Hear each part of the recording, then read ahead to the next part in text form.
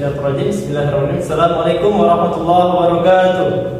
Kami dari kelompok 3 yang akan menjelaskan tentang pendinginan dan pembekuan. Untuk video lengkapnya, simak video berikut.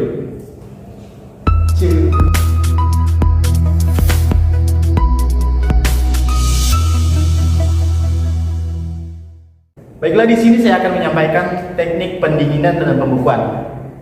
Teknik pendinginan dan pembekuan merupakan salah satu cara pengawetan tertua yang didasarkan pada pengambilan panas dari bahan.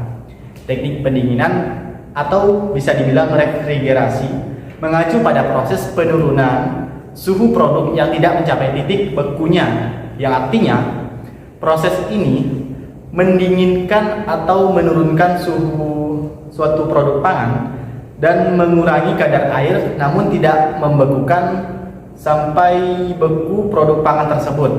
Dan kisaran dingin ini sendiri mencapai kisaran dari suhu minus 2 derajat sampai dengan 16 derajat Celcius. Selanjutnya, untuk dampak pada mikroba bahan pangan yang didinginkan dan dibekukan.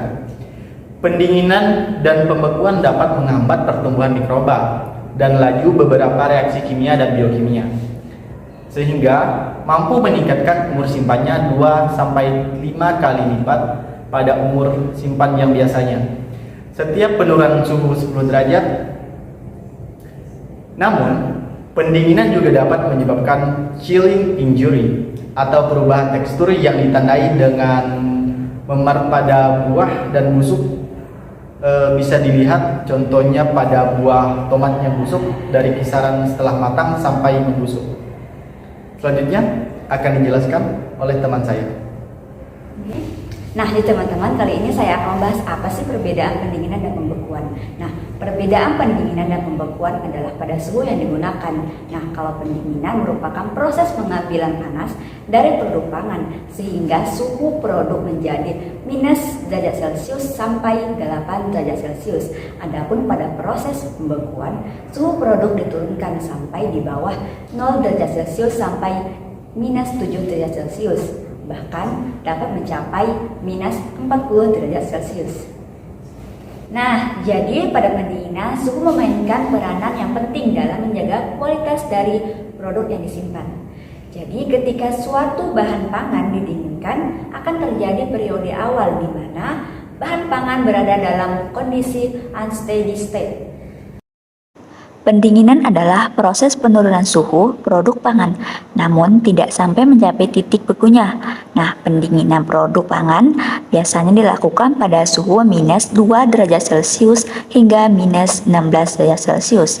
Nah, jadi proses pendinginan dapat diperoleh dengan sistem refrigerasi yang memungkinkan terjadinya pindah panas dari ruang pendinginan ke tempat di mana panas akan dibuang.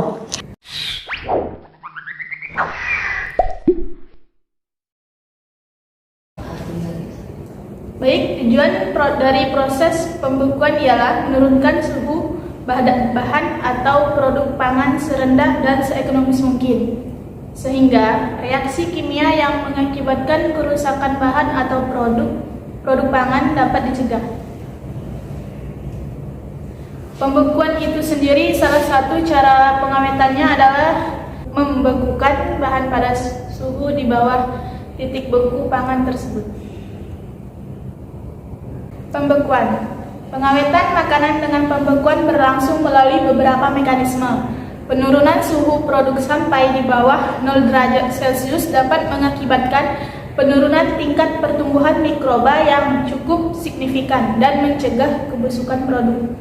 Kualitasnya tetap terjaga akibat aktivitas mikroba pada kondisi suhu yang sangat rendah yang di bawah 0 derajat Celcius. Waktu pembekuan atau biasa yang disebut dengan freezing time merupakan faktor yang sangat penting dalam pemilihan sistem refrigerasi yang akan digunakan sehingga menghasilkan produk dengan kualitas terbaik.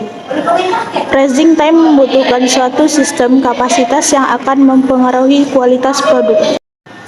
1. Persamaan Planck. Kekurangan dari persamaan Planck adalah sulitnya mencari nilai kuantitatif dari masing-masing komponen dalam persamaan. Nilai densitas untuk produk yang sulit untuk diukur. Panas laten untuk perubahan fase merupakan produk dengan panas laten untuk air dan untuk produk. Walaupun suhu pembekuan awal dicantumkan, tetapi suhu awal dan akhir produk setelah pembekuan tidak dicantumkan sehingga perhitungan tidak akurat.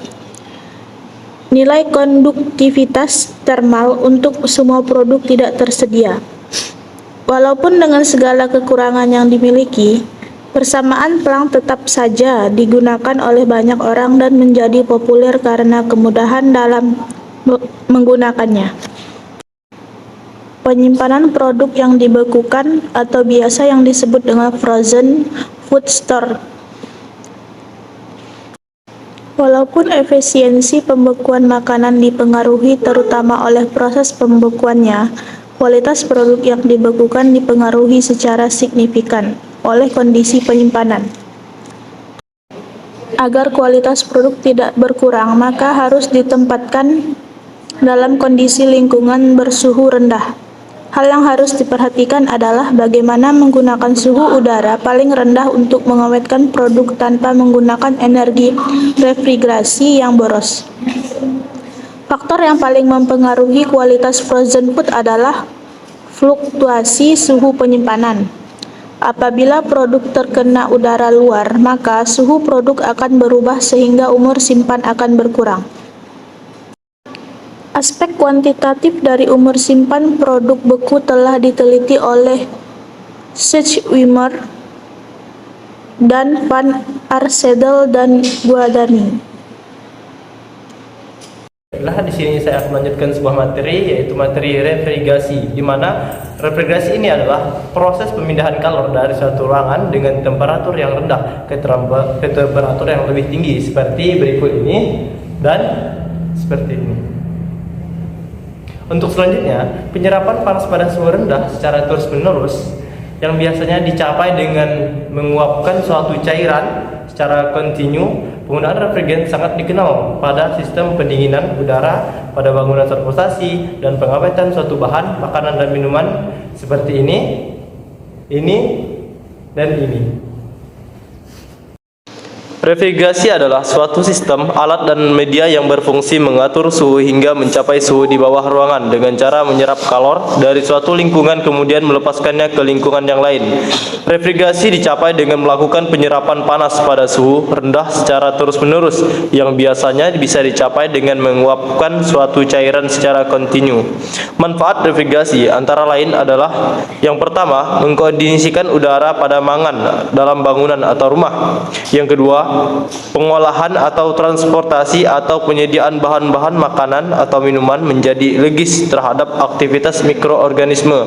Yang ketiga, pembuatan batu es dan dehidrasi gas dalam skala besar. Yang keempat, pemurnian minyak pelumas pada industri minyak bumi. Yang kelima, melangsungkan reaksi-reaksi kimia pada temperatur rendah. Yang keenam, pemisahan terhadap komponen-komponen hidrokarbon. Komponen sistem refrigerasi. Yang pertama, kompresor. Kompresor adalah alat yang digunakan untuk menghisap uap refrigeran dalam mengkonversi hingga tekanan uap refrigeran naik sampai ke tekanan yang diperlukan untuk pengembunan.